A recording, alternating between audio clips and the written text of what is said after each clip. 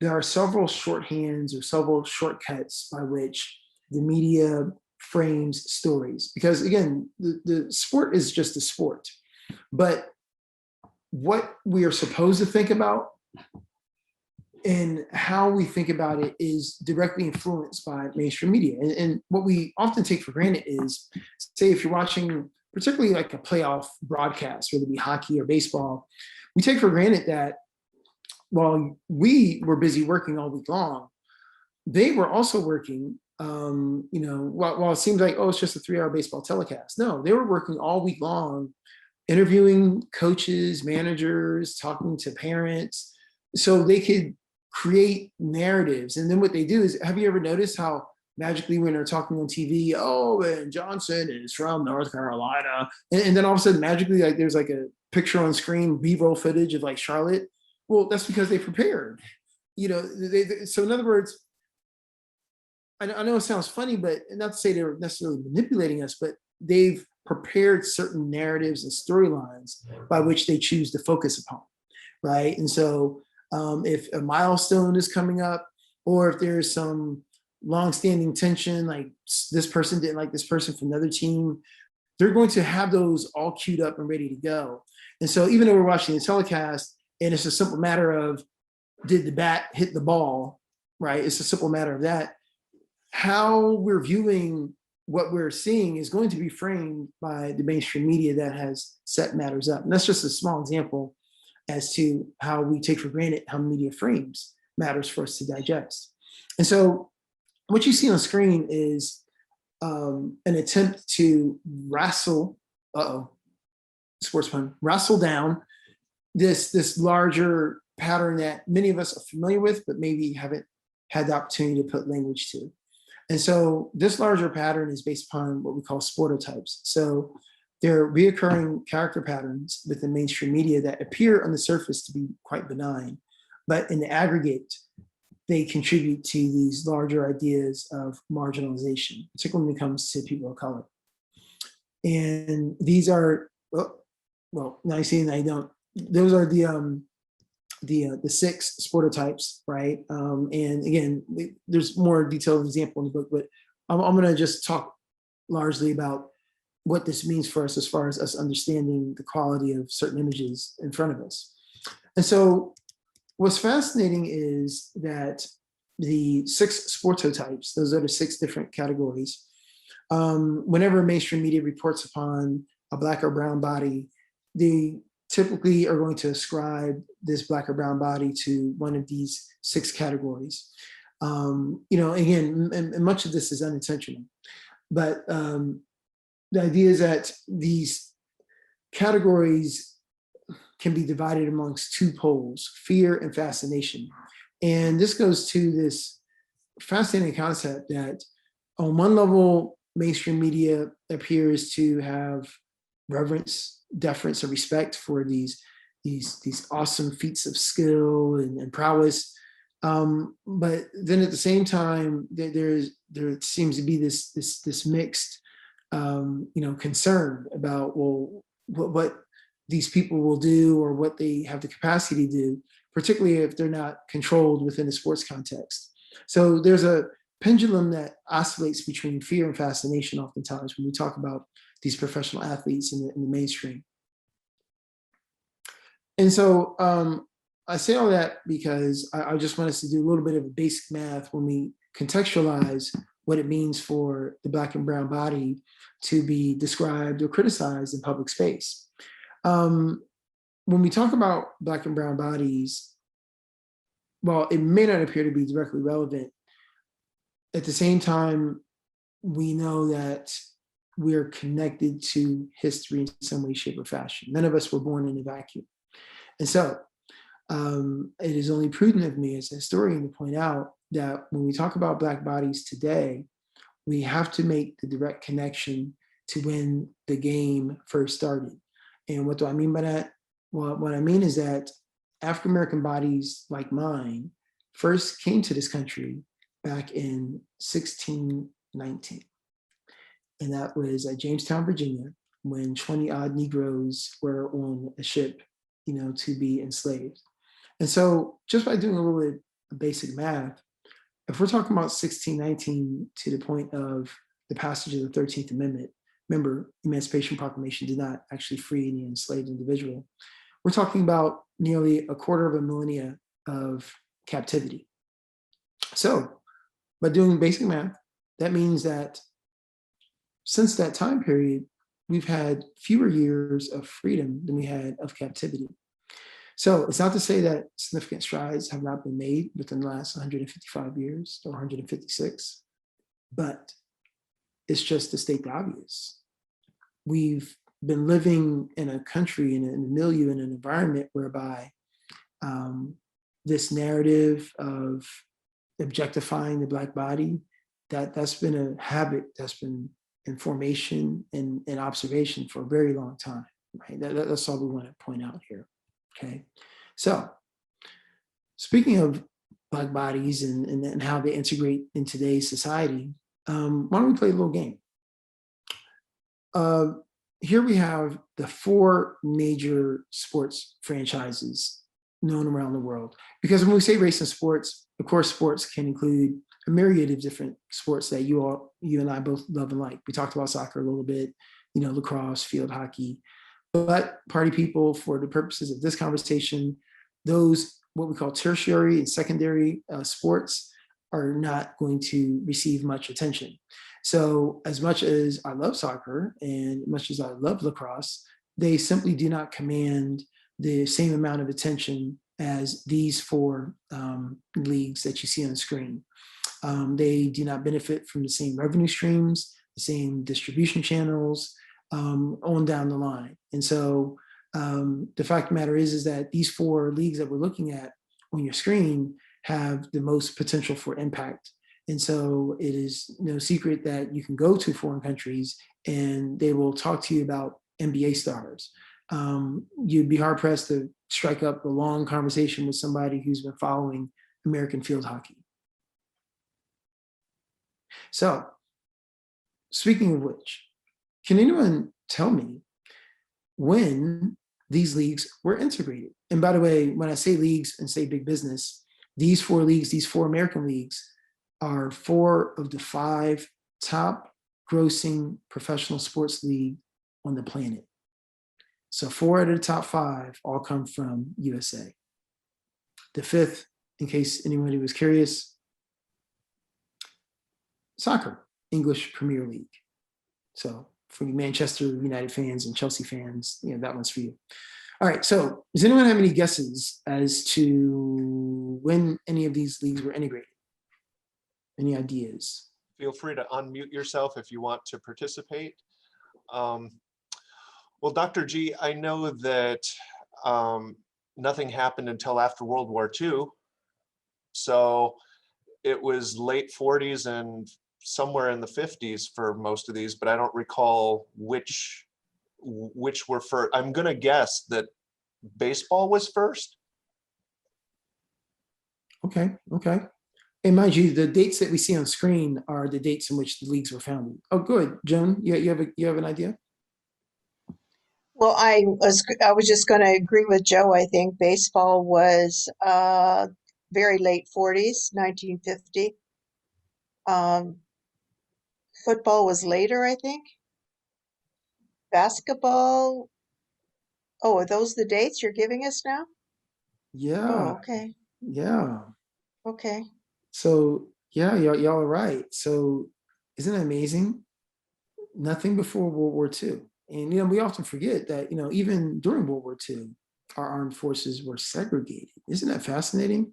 We're going to give you a gun and have you risk your life, all for you to come back home and still have to get your meal at the back of the cafeteria, right? I mean, and so for those of you who are interested, you can look it up. It's called Double V, the victory that many U.S. Black veterans fought against fascism abroad and against racism domestically.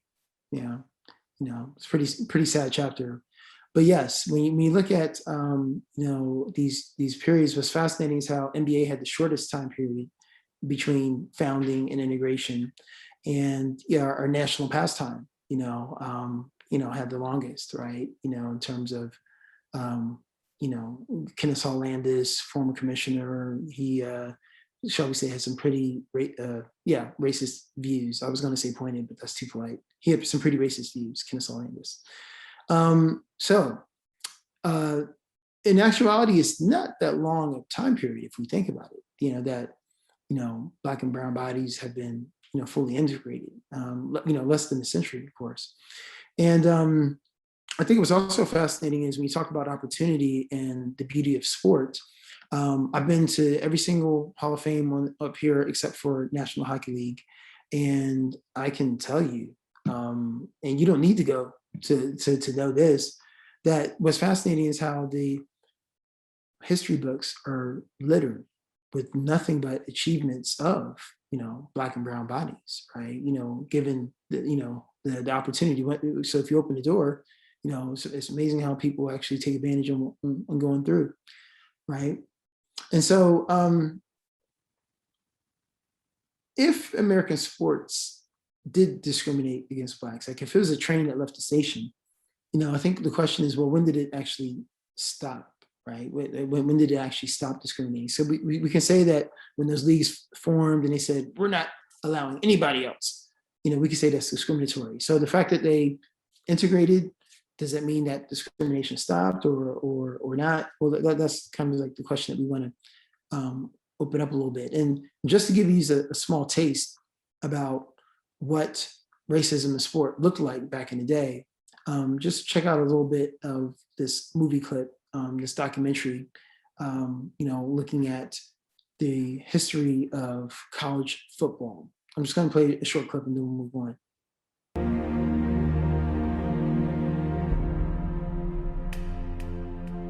This illustration appeared in 1904 in one of America's most popular publications, Life magazine. The artist was James Montgomery Flagg, the same man who a decade later drew Uncle Sam. I talk about this in the classroom and my students look at me like I'm crazy, and then I throw quotes up on the board about Anglo-Saxon supremacy and anxieties around white manhood and the ordering of the races, where white men need to be on the top of the social hierarchy, and one way they can showcase their supremacy is on the gridiron. In the first half of the 20th century, the social hierarchy was maintained by keeping Black players out of the game.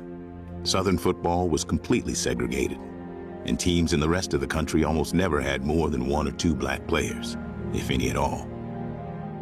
On the field, Black players were often targeted by white opponents.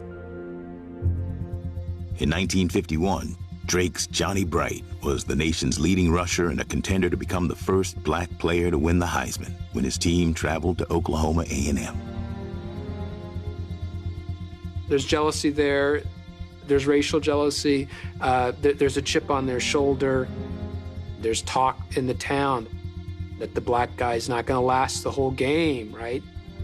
Media are sending photographers there because they're anticipating something's going to go down, and it did. On the first play of the game, he was brutally attacked. There's no other way to put it. I mean, his jaw was shattered.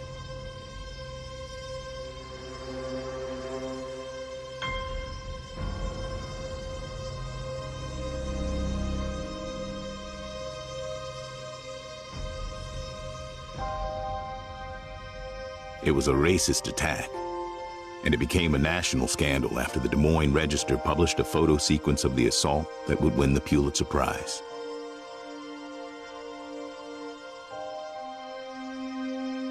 Despite his injuries, Bright was still named second-team All-American, and it was performances like his that pushed more schools around the country to integrate their teams. Okay, whoa. So a couple things. We see that it wasn't just a game, it was more than just a game. And the idea that a Black player could be dominant physically was very difficult for many people to absorb. I mean, it created this idea of cognitive dissonance. And so you saw with your own eyes, this was not what we would call a football play. I mean, he was just attacked, right? Elbow to the jaw.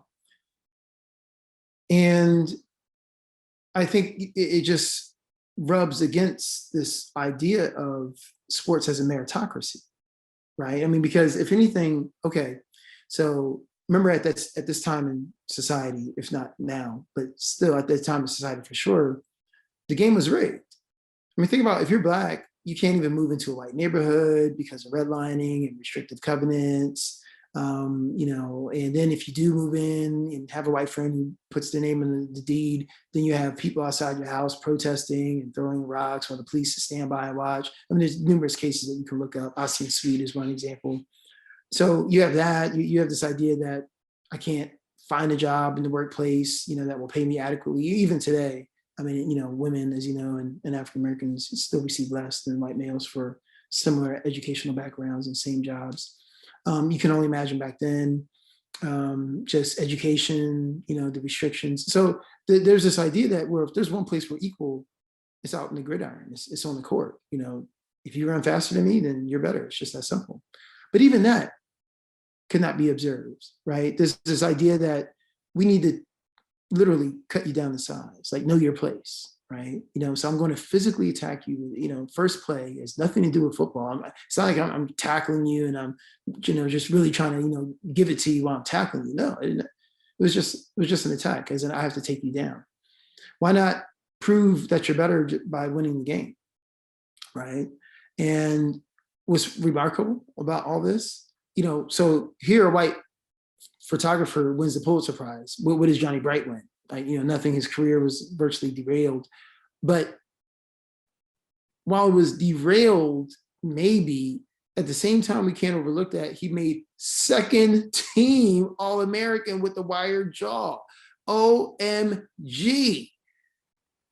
And it's just really, because I think sport, for those of us who play sport, we maybe love it because it pushes us, in terms of our limits. We think that we can't go any further, but yet there's one more last, gasp in us, right? There's still one more charge that we have in us, right? So sports shows us like our limits and our capacities. And I think in a perverse way, this very horrible story shows us that, wow, maybe there's a missed opportunity here with Johnny Bright. Because if he can make second team All-American with the wired jaw shut, and this is back in the day, right, when medical care was what it was. Can you only imagine if he had opportunity, if he had support, just who knows what he could have done, right? But this is just a reminder of how the game was rigged in so many ways, and it was very difficult in order to even have the opportunity to show and prove who was better.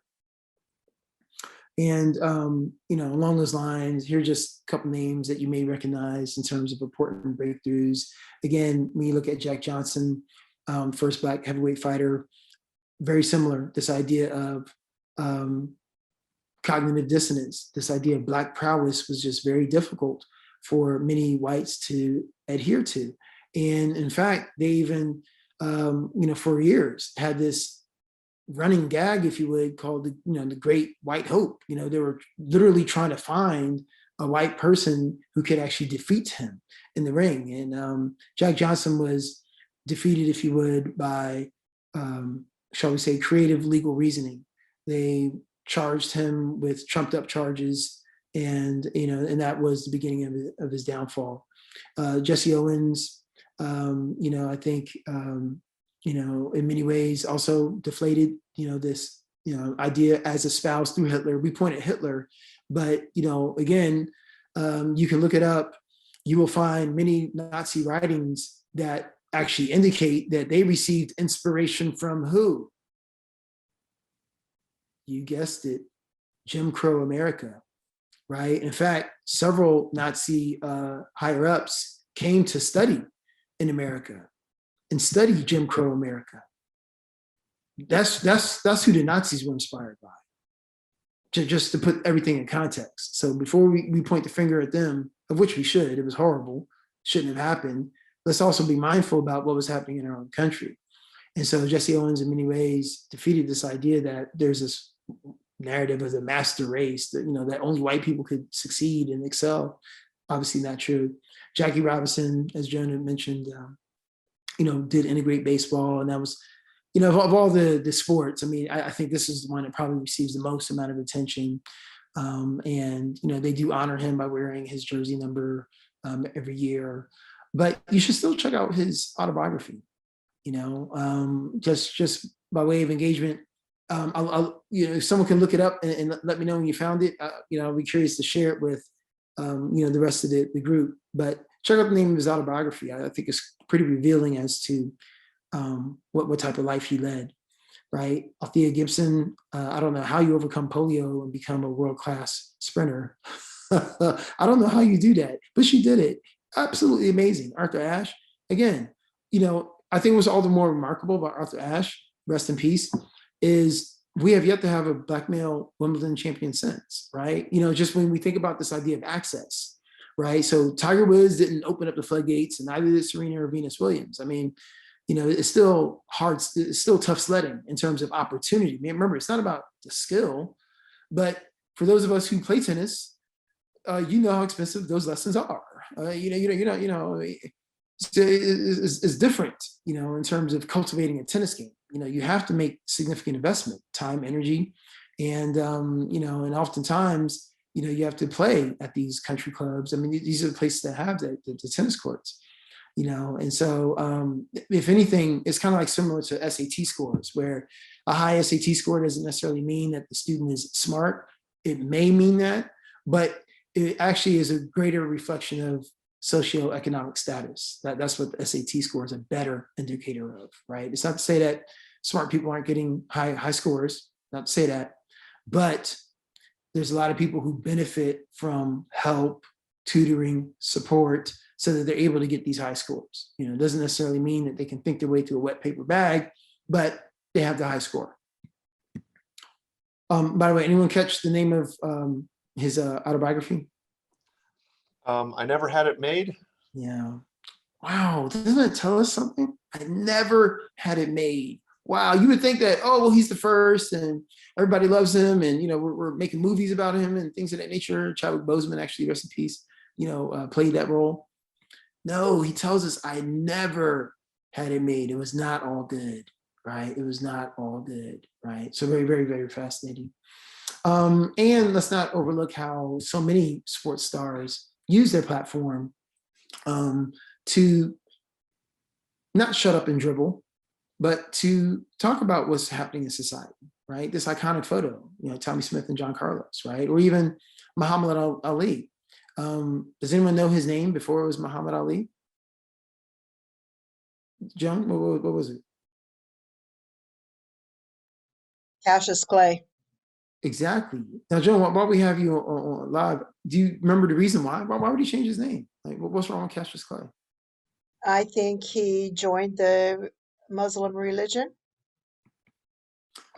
Something, Right. the name has something to do with that. You're right. You know, so it was actually, the changing of his name was actually political. It was a political protest. So the idea is that, just as we talked about 1619, the horrible legacy of enslavement, many African Americans don't know their true heritage in terms of their true names and where they came from. And so his perspective was Cassius Clay was a name that was given to me. And so by me trying to make a broader connection to my religion, my faith, I'm now going to adopt a new name. So it was political. Same thing happened with UCLA basketball great Lou Alcindor, otherwise known as Kareem Abdul-Jabbar. Yeah, very similar dynamic, right? You know, yes. And so one of the pieces that I would like to speak to is some of the more present pieces, right? And so again, when I say race and sports, I'm really referring to mostly Black and brown because these are the highest numbers, and therefore they receive a lot of disproportionate attention. We do definitely have issues when it comes to our Native American brothers and sisters as far as the naming of mascots like the Cleveland baseball team, the Washington football team, the Chicago hockey team, right? Things of that nature. And I think those are still unresolved. But in terms of the actual players, we just have so few. We have so few, Asian American, basketball players. We have a few sprinkling within baseball, but when we talk about race, we see, the patterns that we're talking about, we're really talking about Black and brown bodies within the 4 major professional sports leagues, right? But what's fascinating is how, whites actually dominate sports in ways in which we may take for granted. What do I mean? Well, here are the 4 principal ways I've identified by which whites dominate and influence sports, right? That shape these conversations we're having. So that's within the realm of ownership, corporate sponsorship, attendance, and sports media, right? And these are the 4 components that make the playing field maybe not so level, right? I mean, think about ownership. I mean, I think there's like one in basketball, and that would be Jordan, like as in the Jordan. There's one minority owner in football, and that'd be Saheed Khan. There's one Asian American owner of the New York Rangers. But so we're talking about 1 out of 30, 32. So again, statistically not significant, right? And then so think about how that dovetails into this idea of corporate sponsorship. I think the list is probably going to be very, very small. If you go to your local professional sports team and find out how many corporate partners they have that are not white owned, right? I mean, think about how so many of these stadiums are named after the big boys, Fortune 500 companies, the Target, Staples Center, right? American Airlines Arena, things of that nature. And so when you talk about, these companies, I mean, they're great. I patronize them myself, but none of them are Black owned or Latino owned or Native American owned, right? And so, that's another aspect by which when you look at who then does the league cater to, when you talk about corporate concerns or, our sponsors are concerned. Well, again, this is another avenue for not just white voice, but a corporate voice, right? That may have a different value system than you and I even. And so, and that's, magically, even when people get called and selected, it's no surprise that, when you look at attendance, that if you have the time and the leisure and the disposable income to patronize these sports, how that's going to influence the coverage of these sports as well. One of my favorites is, has anyone heard of in baseball, the businessman's special? Does anyone know what that means in baseball? Okay, great. Well, what that means is that it's the affectionate name of a baseball game that starts at 1 p.m. Because I don't know about you, but many of us are working during the day, right? Many of us are working during the day. We have jobs. But the businessman special is if you're entertaining a client, you can take the train or whatever downtown and enjoy national pastime in the middle of the summer, right? In the middle of the day, like a Tuesday, like 1 o'clock, right? But if you think about it, how many of us can afford to do that, right? I mean, if you're not a school teacher and have your whole summer off, like how many of us can just afford to do that, right? So that's one of the subtle ways in which we end up privileging, others, in these type of spaces as far as who's actually showing up. Again, go to your, again, when COVID ends, but go to your baseball, hockey, football game and see who's actually in attendance, right? As far as patronizing, even though the people in the field may look different. And then finally, sports media. When I say sports media, I have, a little bit of data here I'd like to share with you. For example, when we look at attendance, I think Chicago is an excellent example where 4.5% of all ticket sales are African-American, but yet 37% of the city is African-American. Right, it's telling us something, right? As far as, who actually has the ability. That was a picture of Saheed Khan. So I think what's fascinating about sports, again, we talked about meritocracy, rules are consistent, playing field is level, right? It's not like when playing basketball, one end is 9 feet high, the other end is 10 feet and somebody's at a disadvantage. No, it's 10 feet for both. And there's an equal amount of time for both parties with which to try to compete and win. But when it comes to sports media, though, perhaps the playing field is not quite as level, not quite as even. So you can see for your own eyes what the data says, right? Look at that 4th column, right? The far right column, and it's clear that white males have a disproportionate amount of influence in terms of the voices that we see and hear as far as media coverage. It's not to say that all white males are racist and they're incapable of, writing a fair story. But at the same time, it's also to state that if you're lacking perspective, if you're lacking voice, then it's possible you can repeat unwittingly some of the patterns of old, right? In terms of how we cover and how we describe what we see, right? Again, editors, reporters, designers, it's all white dominated, white male in particular. But then when you combine white males and white females, it's overwhelming, right? It's overwhelming. So it just leads me to this point. When you watch sports media, here's what I want you to do. If they're describing a Black or brown player, I just want you to pay attention to the tone and the quality of the coverage, because all athletes are under pressure to perform, okay? White, Black, brown, whatever, all athletes. But here's what I have found. Many of our white athletes are experiencing what we call supportive pressure, meaning that the pressure comes from underneath. Think about your Olympic coverage, right? I mean, seriously, think about your Olympic coverage. I mean, I can't even remember whether Lindsey Vonn won a gold medal or not, but I know about her, I know about her grandmother, I know about her journey, I know about her story, right? For 45 minutes before she even goes down the slope in the preliminary round, we got tears, we got dogs, I know everything about her, right? So I'm connected to her, and it's like, all this pressure for her to succeed. And if she fails, it's okay. The wind conditions were kind of tough. Remember, she had her grandmother's health on her mind, right? It's all these situations where, oh, well, it's okay. And she'll bounce back, and because she's a fighter. So if she didn't win, it's okay. That's supportive pressure. Yes, there's pressure on her to perform, but we're rooting for you. In contrast, non-whites experience what we call suppressive pressure. Right? So think about LeBron James. OMG.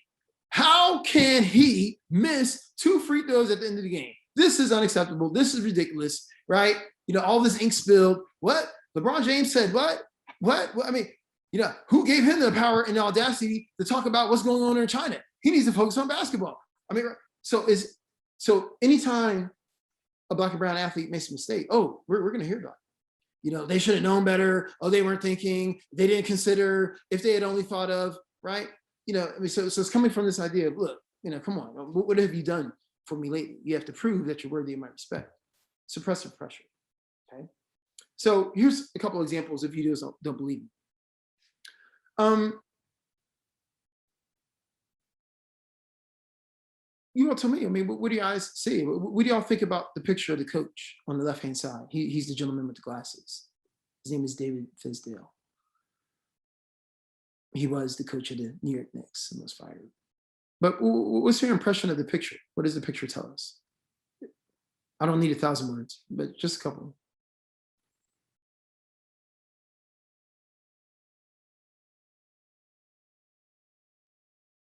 I mean, he looks sad. He looks stunned. He looks aghast. I don't know. I don't know him.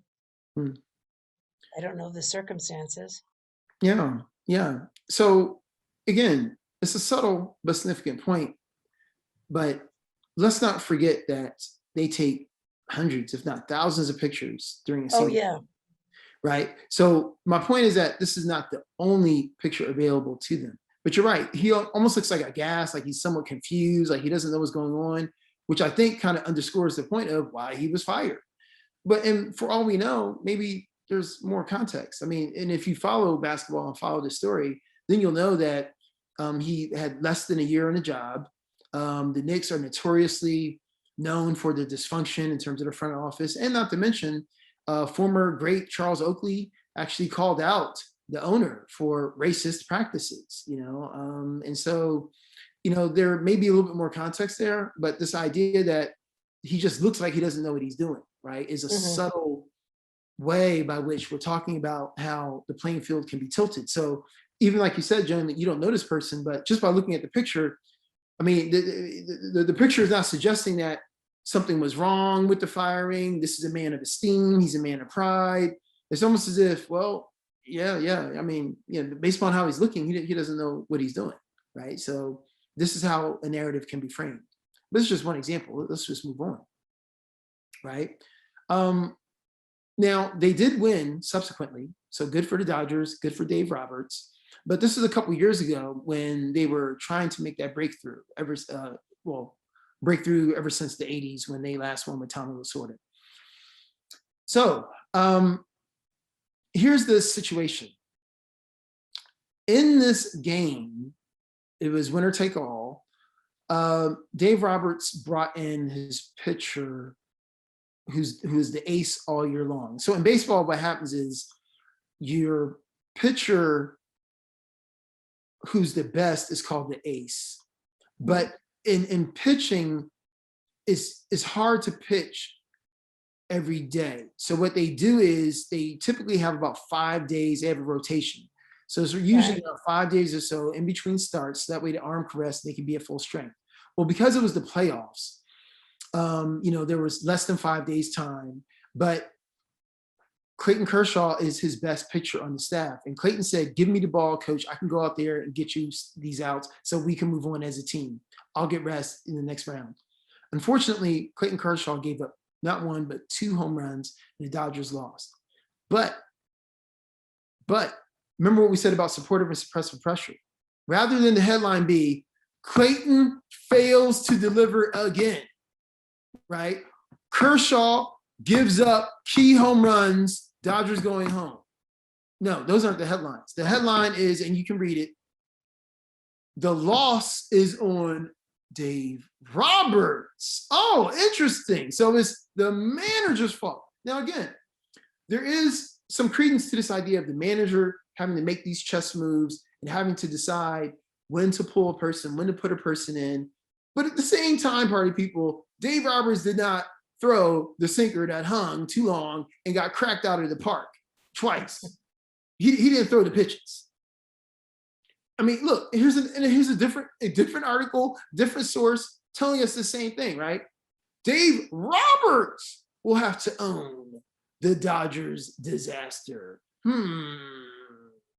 So it's the evil Dave Roberts. Interesting, right? Interesting, right? And again, if you're watching the playoffs this year, NBA playoffs, if the Lakers lose, I want to see the headlines that say Frank Vogel failed the Lakers, right?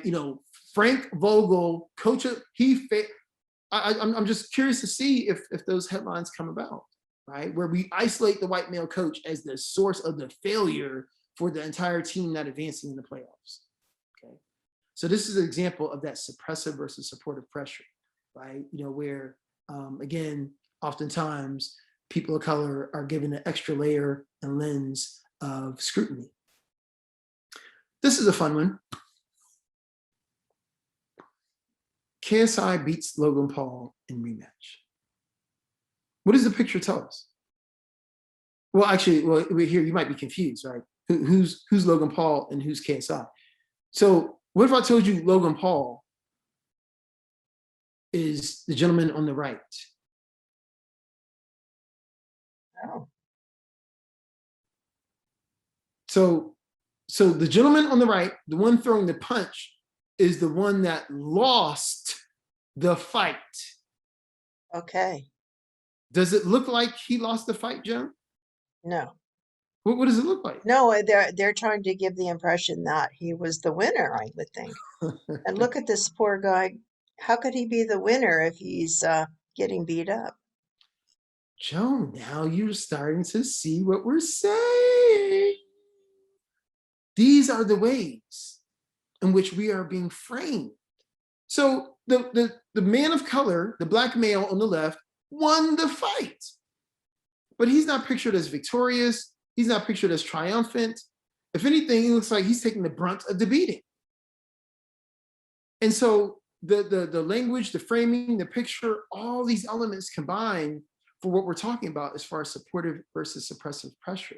And you can imagine how, pictures like this, headlines like the one I just showed, you can imagine the cumulative effect over time, right? When you're just looking at a sports page, just opening it up real quickly, you can imagine the cumulative effect over time, especially, and again, this goes back to what we said a couple slides ago, when there's so little diversity in these spaces, sports editor room, right? The copy room, right? Think about the people making these decisions. If there's so little diversity, then there's hardly anybody to challenge, say, hey, wait a minute, hold up. Wait, why are you using that picture? Like, right? I mean, I have a question. Wait. So if there's no one around to ask these questions, well, this is the pattern that we're going to receive, right? And here's one final example I would like to share with you is that here is Jermaine. And here's a story whereby Jermaine apparently lost his job after tweeting out death threats. So I think we all agree, tweeting out death threats, no bueno, right? No bueno. Okay, so I have no argument there. I'm not here to defend death threats. But in the name of context, I just thought I would throw out a couple more details, and then you all tell me whether this changes your opinion of the situation or not. So what if I told you that he played for a team that historically has been terrible, right? I think they made playoffs this past year, but they've historically been terrible, Cleveland Browns. So losing is very frustrating because for many professional athletes, in order to become a professional, you have to be pretty good, and most likely you're used to winning, right? And at the high school level, collegiate level, you're not going to be a hardcore loser and make it to the professional level. You have to experience success individually and at a team level in order to get this far. You have to. So losing, especially, I mean, even though they're getting paid, people take it very personally. It's their craft. It's their job, right? I mean, think about how I can still remember, Monopoly games I barely lost that, I'm still a little sore about, right? And don't talk to me about Scrabble, right? Those are fighting words. So, I mean, again, I'm just an amateur. No one sees me on TV, right? We have a couple people tuning in on YouTube right now. But so you can imagine, where the stakes are higher for somebody who's getting paid professionally. Okay, but still, death threats, it sounds extreme, Dr. G. Okay, I hear you. But what if I also told you that, see, that's why I circled it. But what if I also told you that he, when he made these tweets, he still had his uniform on in the immediate aftermath of a close but tough loss. So here's all I'm saying, right? I didn't say death threats are cool, but I don't know about you, but sometimes I've been in situations where it's been hard to control my anger. I'm just admitting the truth. And I think if anyone is being honest in our chat room, they will admit that maybe the same thing has happened. Like if someone cut you off while driving, hey, what? Right? Mom, what did you just say? Oh, no, I'm sorry. They just don't know the rules of the road, right? Grandma, how can, what? So here we're all, right? Here's what I'm saying. We're normal people, we're good citizens, but yet if someone cuts us off, we let them have it. We're beeping, we're saying things, we're angry, and it's okay to be angry. So we're angry, and we say things that maybe we wouldn't prefer for our children here publicly. But when you get angry, you get angry. Now, again, some people take road rage too far, but all of us have been there where we've been incensed over someone who made a bad, decision on the road that's bothered us. So all I'm saying is, can you imagine you're in the locker room? Now, again, it was bad advice for him to pick up the phone immediately after a loss. I don't know why the young man did that. But the point is, he's a young man. It's not some 50-year-old dude, right, who's seasoned. He's in his young 20s, testosterone pumping, adrenaline pumping. He still got his uniform on, still sweating, just lost. And I tune in, maybe I'm trying to get some support from my family, just remind myself that, it's just a game. And then I see not just tweets, but racist tweets, people. Racist. Like, I put my body out here on the line. I'm sacrificing. I go to practice every week. This is hard as nails. And then I have somebody calling me the N-word and this, that, and the third. No, no. How about if you want some of this, come over here and I'll give it to you myself. Da, da, da, da, da. Right? Send. All I'm saying is I can understand. That's all. I'm not underwriting it. I didn't say it was cool, but I think I can understand it. And so what I'm thinking is, Jermaine, come on, let's talk about this. You can't pick up the phone immediately after your loss, son, right? Just leave it with the family, cool down. You don't want to say something that you're going to regret. A lot of people looking at you, et cetera, et cetera. No, that wasn't the conversation. The conversation is, son, you're done. I mean, no, think about that. Like, he's done. Can you imagine, like, if you made a mistake today and then, like, you walk in tomorrow and you're done with your job, like, your job is done. I mean, like, what type of job do you have where if you make one mistake, like, you're done? But that's what happened to this man. Many of us live a life where we can make mistakes. I'm sorry. Okay, we have meetings and, you go back and forth and okay. Now, no, he's done. And there's no defense. There's nothing, no one talking about the racism that he experienced. It's, no, son, you can't threaten our fans who pay for your salary. Know your place. So that's all I'm saying, that there's always more to the story. There's more than one way to look at it, right? And oftentimes when it comes to mainstream media, we're often limited by the perspective we receive. So in conclusion, and I'd like to get some thoughts if anyone has any. Sports are a good form of exercise, as in exercising, demons from our society. No, but in all seriousness, I mean, I think that sports can be extremely cathartic, right? This idea of beating the odds. We now understand, why, football in particular and basketball might have such a cathartic appeal, tangible appeal to many Black and browns, right? I mean, think about it. If you feel life is rigged against you, I mean, think about it, right? By any metric, but me as a Black male, and again, I'm doing, fairly well for myself, only on account of, by grace and providence. But me, Black male, my life expectancy is shorter than that of white women. I'm supposed to earn less money. I'm supposed to have more stress, right? I'm supposed to, any negative factor. I mean, when I go to the car dealership, I'm supposed to get a worse rate than, say, Joe Pertel is. I mean, just anything you look at across the board, it's like I'm supposed to lose. The game is like not designed for me to win, like someone like me, right? But we are winning because we're in this space right now, where we're having this conversation. We are winning. But the point is, you can see where football might appeal to someone who feels as if the deck is stacked against them. Not feels, but they know it. This idea that it's just me and I can control how I move. I can make people miss. I can run people over and I can make it to my destination, end zone, touchdown.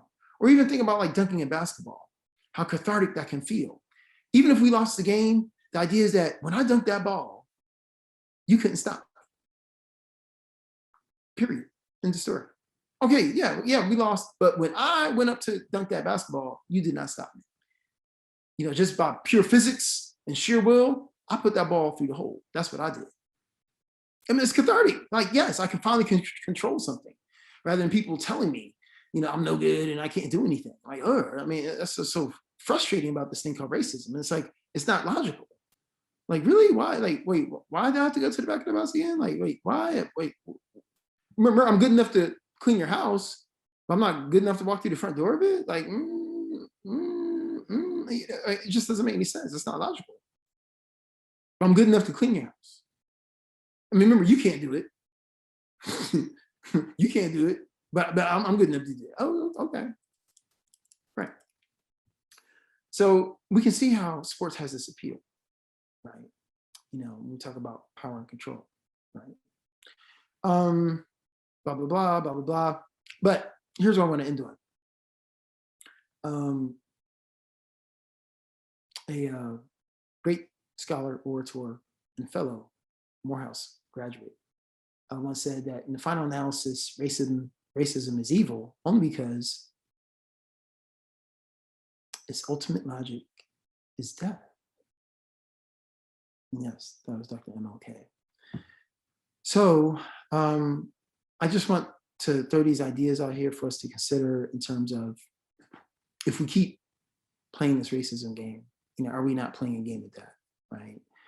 Because ultimately racism does hurt people. It may inconvenience some of us, but it is hurting, many others. And I think that even when we talk about something like sports, something as innocuous as sports, and oh, I love the Eagles, and you all love the Rams. Okay, great. I mean, I still want to challenge us to think critically about what we're taking in and how we're taking it in, because there's always an originating perspective. And not to say that the perspective necessarily is flawed, but we just must consider what's the source, and is there an alternate way to tell that story?